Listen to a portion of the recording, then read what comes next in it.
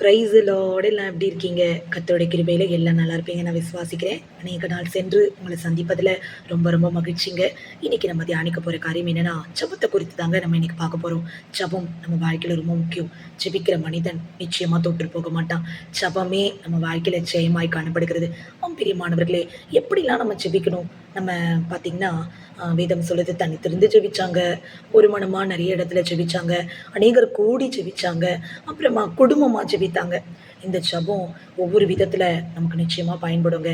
ஜெபம் இல்லாத வீடு கூரை இல்லாத வீடு போலன்னு வேதம் சொல்லுது. அதுவும் குடும்ப ஜெபம் இல்லாத வீடு கூரை இல்லாத வீடு. நீங்கள் குடும்ப ஜெபம் ஜெபிக்கிறீங்களாங்க? நிச்சயமாக நம்மளுக்கு குடும்ப ஜெபம் தேவைங்க. அது 2 பேர் இருக்கீங்களோ, எத்தனை பேர் இருக்கீங்களோ எனக்கு தெரியாது. ஆனால் நம்ம எல்லாருடைய வாழ்க்கையிலும் உண்மையாக நான் சொல்கிறேன், குடும்ப ஜெபத்தில் அவ்வளோ ஒரு வல்லமை இருக்குங்க, சந்தோஷம் இருக்குங்க. அதில் ஒரு அப்படிப்பட்ட ஒரு மகிழ்ச்சி இருக்குது. அதை நீங்கள் ருசித்து பார்த்துருக்கீங்களா? அப்படி நீங்கள் ருசிச்சிருந்தீங்கன்னா கண்டிப்பாக நீங்கள் கமெண்ட் பண்ணுங்கள். இன்னைக்கு நம்ம பார்க்க போகிற வார்த்தை என்னென்னா, இடைவிடாமல் ஜெபம் பண்ணணும். பாருங்க, 1 தெசலோனிக்கர் 5ஆம் அதிகாரத்தில் 17ஆம் வசனம் சொல்லப்படுகிறது, இடைவிடாமல் ஜெபம் பண்ணுங்கள். 18ல் எல்லாவற்றிலையும் ஸ்தோத்திரம் செய்யுங்கள், அப்படி செய்வதே கிறிஸ்து இயேசுவுக்குள் உங்களை குறித்து தேவனுடைய சித்தமாக தேவனுடைய சித்தத்தை அறிந்து நம்ம ஜெபிக்கணுங்க. நம்ம ஜெபிக்கிறோம், எல்லாருமே பேசிக்காக காலையில் எழுந்து ஜெபிக்கிறோம், மதியானம் ஜெபிக்கிறோம், ஈவினிங் ஜெபிக்கிறோம். ஆனால் ஆண்டவருடைய சித்தம் நம்ம வாழ்க்கையில் என்னன்றதை நம்ம அறிந்து கொண்டு ஜெபிக்கணும்னு ஆண்டவர் நம்மளிடத்துல சொல்கிறாருங்க. நம்ம அப்படி ஜெபிக்கிறோமா?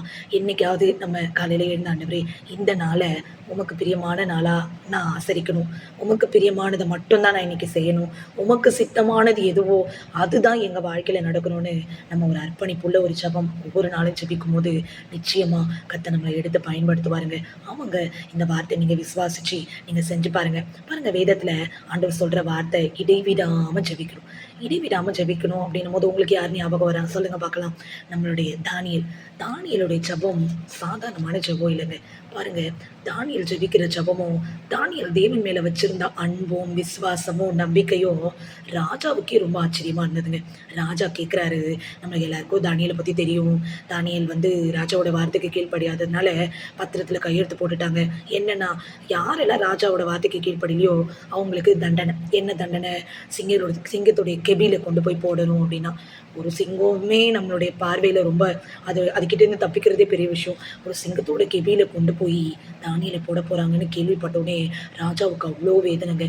பாருங்க, ராஜா சொல்கிறாரு, நிச்சயமா இடைவிடாமல் ஆராதிக்கிற தேவன் உன்னை தப்புவிப்பார்னு சொல்லிதாங்க ராஜா அந்த காரியத்துக்கே அனுமதிக்கிறார். பாருங்க, தானியலை கொண்டு போய் அதில் போட்ட உடனே ராஜாவுக்கு இரவு முழுவதும் தூக்கமே வரல. ஏன்னா உண்மை உள்ள மனுஷன் இல்லையா, நீதி உள்ள மனுஷன் இல்லையா, அவருக்கு எப்படி ஒரு தண்டனை நம்ம கொடுத்துட்டோமேன்னு சொல்லி ராஜா ரொம்ப வருத்தப்படுறாருங்க. பாருங்க, இரவு முழுவதும் தூங்கலை, சாப்பிடல, கீத வாத்தியத்தெல்லாம் அவருக்கு முன்னாடி கொண்டு வரல. அவர் ரொம்ப வெயிட் பண்ணிட்டு இருந்தார், எப்போ நம்மளுக்கு பொழுது விடியும், நம்ம போய் தானியலை மீட் பண்ணணும்னு. எவ்வளோ நம்பிக்கை பார்த்தீங்களா? ஆனால் ஆண்டவரை தேடுற நம்ம வாழ்க்கையில் கூட இந்த நம்பிக்கை இருக்கும் இல்லையோ, புற சாதிகளுக்கு ஆண்டவர் மேலே அப்படி ஒரு நம்பிக்கைங்க. அதுக்கு காரணம் யார் தெரியுமா? தானியல் தாங்க. தானியலுடைய நீதி, தானியலுடைய உண்மை தாங்க ராஜாவுக்கு அவ்வளோ நம்பிக்கை கொடுத்துச்சு. பாருங்க, விடியுது, கெபிக்கு தீவிரமாக போகிறாரு. போன உடனே ராஜா கெபியின் கிட்ட வந்த போது கேட்குறாரு, தானியலே ஜீவனோட தேவனுடைய தாசனே, நீ இடைவிடாமல் ஆராதிக்கிற தேவன் உன்னை தப்புவிக்க வல்லவராக இருந்தாரா அப்படின்னு கேட்ட உடனே அப்போ தானியல் சொல்ற, ராஜாவே நீர் வாழ்க, என்றும் வாழ்கன்னு சொல்றார். அது மட்டும் இல்லைங்க, என்னை சிங்கம் சேதப்படுத்தாதபடிக்கு என்னை தேவன் அவரோட தூதனை அனுப்பி என்னை பார்த்து கொண்டாருன்னு. பாருங்க, சிங்கத்துக்கு அந்த மாம்சத்தோட ஸ்மெல்லை பார்த்தாலே உடனே அதை பிடிச்சி சாப்பிட்ருங்க. ஆனால் அந்த ஒரு அறிகுறியும் இல்லாமல் சிங்கத்துக்கு நடுவில் வாக்கிங் போயிட்டுருக்காருங்க நம்முடைய தானியல். இதுக்கு காரணம் என்ன தெரியுமா? அந்த தானியலுடைய இடைவிடாமல் ஜெபித்த ஜெபம் தாங்க. 3 வேளை பாருங்க, அந்த பத்திரத்துக்கு கையெழுத்திட்ட பிறகும் தானியல் தான் முன் செய்து வந்தபடியே 3 வேளையும் தேவனை நோக்கி இடைவிடாமல் ஜெபிக்கிற மனுஷனாக இருந்தாருங்க. நம்மளுடைய வாழ்க்கையில் ஜெபம் தாங்க ரொம்ப முக்கியம். நம்ம கூட கஷ்டப்படுற நேரத்துலலாம், துன்பப்படுற நேரத்துலாம் அழுகிறோம், எதேதோ செய்கிறோம், ஆனால் ஜெபிக்க மாட்டோம், சோர்ந்து போயிடுறோம். அந்த நேரத்தில் வேதத்தை எடுத்து நீங்கள் படிங்க, நல்லா வேதத்தை வாசிங்க, நல்லா ஜெபம் பண்ணுங்க. இந்த தானியலை போல நீங்களும் இடைவிடாமல் ஜெபிச்சிங்கன்னா உங்கள் வாழ்க்கையிலும் கர்த்தர் பெரிய காரியங்களை செய்வார்கள். எங்கள் ஊழியத்தின் பாதையிலும் இந்த ஜெபம் தாங்க ஜெபம் இல்லைன்னா எதுவுமே நம்ம வாழ்க்கையில கிடையாதுங்க. ஏன்னா, நாங்க இங்க பெற்றுக்கொண்ட ஒவ்வொரு ஆசீர்வாதமும் இந்த கண்ணீரின் ஜெபம் தாங்க. அதுவும் சாதாரண ஜெபம் இல்ல. இங்க வந்து உட்கார்ந்தாலே ஆலயத்துல வந்து உட்கார்ந்தாலே கண்ணீர வடிச்சு, வடிச்சு, வடிச்சு தாங்க ஒவ்வொரு ஆசீர்வாதத்தையும் பெற்றுக்கொள்றோம்.